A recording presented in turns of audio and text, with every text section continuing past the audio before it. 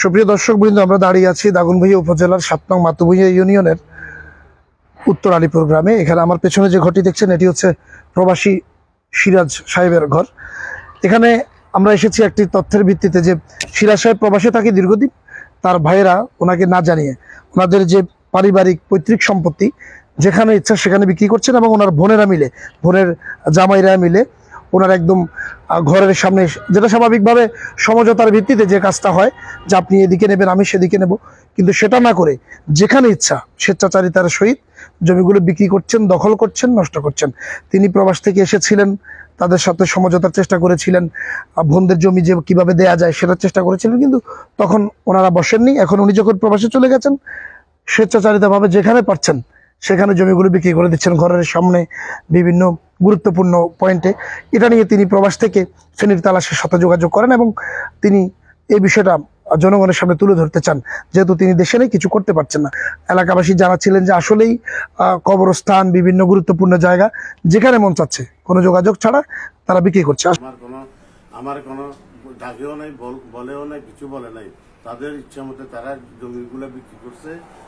পাশের বাড়ি, আমাদের বাড়ির এক লোকের নিচে, আবার পাশের বাড়ি এক লোকের নিচে, এরা জায়গা জমি সব বিক্রি করে এদের নামে জমা খারিজ করে আলাইছে। এখন আমি প্রবাসী, আমি একজন প্রবাসী, কাতার প্রবাসী রেমিটেন্স যোদ্ধা।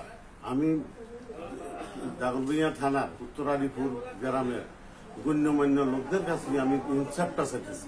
আমার বউ প্রথমটারে মারছে, এখন বর্তমানে যেটা আছে এইটারও হুমকি টুমকি দিতে, মারবো, ধরবো, মারবো, বহুত কিছু করছে। এখন আমার বোনেরা সহ, বাইক সহ আমার বাপের জমি বিক্রি করে গেছে। আমি বড় ছেলে, অথচ আমি মেহনত করি, জায়গা জমি রক্ষা করছি। এটা পরিণাম আমাকে বলেও নাই, বিক্রি করে দিন, বেচা নেই। এবং কি আমার মায়ের ব্রেন টিউমার হয়েছে, ব্রেন টিউমার মধ্যে তখন দিচ্ছি আমি ৬ লক্ষ টাকা। তখন বোনের জামাইরা আর ছোট ভাই কোথায় ছিল? এখন কেন মায়ের বোনের বাড়িতে রাখি, বোনের বাড়িতে নিয়ে গেছে আমার বাড়ির থেকে জোর করি। আমার চাচা আছে একজন সাক্ষী, আর আমার প্রতিবেশীও সাক্ষী আছে। তাদের সামনে আমার মাকে চিনি নিয়ে গেছে, নিয়ে যাই এখন আয়নাঘরের মতো বন্দি করে রাখছে। আমার মাকে বন্দি করে রাখার পরে তার থেকে চিকিৎসা নিয়ে নিচ্ছে জোর জবরদস্তি। তারা কোনো ঠিকভাবে খানা পিনা দিতেছে না। এবং কি আমার মা এখন মৃত্যুশয্যায়। এখন আমি দাগনভূঞা থানা এবং কি ৭ নং মাতুভূঞা ইউনিয়নের প্রত্যেক গণ্যমান্য লোকদের কাছে আমি ইনসাফটা ছাড়িয়ে দিলাম আপনাদের হাতে।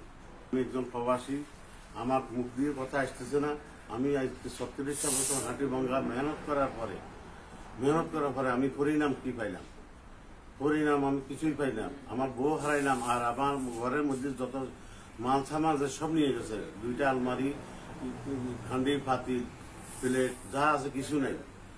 জায়গাগুলা বোনেরা, তার ছোট ভাই সেলিম এগুলা বিক্রি করি বলে টাকাটা নিয়ে যাচ্ছে। আর ওর মারে ঘর থেকে বলে কোন সময় উঠাই ঈদের পরে বেয়ের কথা কই নি, 7 দিন তলক রাখছে কথা কই রাখি। এর জায়গাটা হাঁস দিছি, ওর মার নামের সম্পত্তি ছিল, ওই জায়গাটা বিক্রি করছে সাবধান মিয়ার কাছে। বেশি 8 লাখ না 9 লাখ টাকা নিয়ে গেছে। এগুলো আমাকে অনুরোধ করছে, আর আমি ওদের সাথে কথা বলছিলাম, কিন্তু ভাইয়ের সাথে দেখা হয় না।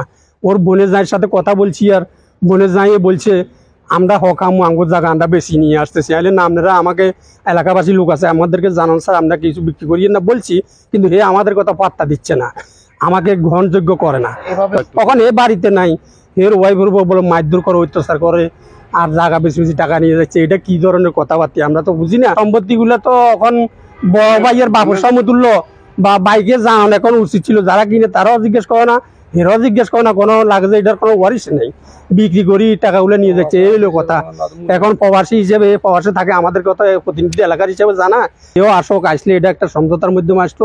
জিনিসগুলো জায়গার সম্পত্তিগুলো যারা ওরা বিক্রি না করে, বাইও যান বিক্রি না করে, বোনেরও যান না করে, হে আসলে এটা একটা সমঝোতার মাধ্যমে আমরা এলাকার বাসী হিসাবে, এলাকার প্রতিনিধি হিসেবে ভাঙি চুরি দিব। এই জন্য কথা আমরা আসছি সিরাজের ফোনের কারণে, বা সিরাজে আমাদেরকে জানাইছে, অভিযোগ দিয়েছে। আমরা এলাকাবাসী আসি হিসাবে ওদের সম্পত্তিগুলা ওর ভাইয়ে বা ওর বোনেরা হকের বাবদে বিক্রি করে নিয়ে যাইতেছে। এবং কি হেরে জানা না, বড় ভাই হিসাবে, বাপনা হিসাবে বড় ভাই আছে, বড় ভাইরে জিজ্ঞেস করে না, জানা না, শোনা না, জায়গাগুলো বাইরে বিক্রি করে লাইতেছে। এবং কি মাইরে দিয়ে গত 2 মাস 3 মাস আগে হে আসছিল বোনের করে বিদায় দিব, এই খেয়ালে বোনের ঘরে বিদায় দিবার খেয়ালে আসছি, বোনের ঘর লগে বসছিল, ডেট দিছিল। আমাদের বর্তমান মামুন সাইমান ছিল, মামুন সাইমান থাকা অবস্থায় জিনিসটা বৈঠক বসার কথা ছিল এবং কি মামুন সাইমানের কথা দিছে অমুক দিন ডেট দিছে বসবে, বসার কথা বলি ওরা এবারে কথাটা কাটিয়ে লাইছে। ওদের কন নাকি ঢাকা শহরে মারা যাইতেছে, আমরা ওরা হাসপাতালে চলে যাইতেছে, ওরা আর বসতে পারবে না কই চলে যাইয়া আর ভাইয়ের সাথে যোগাযোগ ন করিয়া ভাইয়া চলে গেছে, ওরাও চলে গেছে। যাওয়ার পরে এখন যখন প্রবাসে চলে গেছে তখন জায়গাগুলা এর অন্ধায় বিক্রি করিয়া লাইতেছে, বুঝছেন, যেখান দিয়ে সেখান দিয়ে বিক্রি করা লাইতেছে। ভাইয়া জানে না, প্রবাসী যে আছে সে জানে না। সিরাজে বলছে যে আমি বিদেশ থেকে আসলে এটা আমি একটা আমার হিন্দুর সাথে আমার একটা ফয়সালা হবে এবং আমি বোনের সাথে টাকা দিতে পারি, জায়গা দিতে পারি। আমি আরো জায়গা দিয়ে টাকা দিব বা টাকা নিলে টাকা নিব, জায়গা চাইলে জায়গা দিব। কিন্তু আমার সাথে এটা সম্পর্ক একটা বসার জন্য আমি আমার এলাকাবাসী আমি বলছি তারা এই পর্যন্ত আমার মানুষ সময় দিচ্ছেন। আমি তো প্রবাসী, আমি বিদেশে থাকি, আমি আমার এলাকার লোকের আমি দু একজনকে বলছি এরা যেন এটা রোগা, আমি আসলে ইনশাল্লাহ এটা মানে ফয়সলা হবে। হের করে আমরা আবাস করতাম যাই, বহুত বিপদে পড়ে গেছি আমি।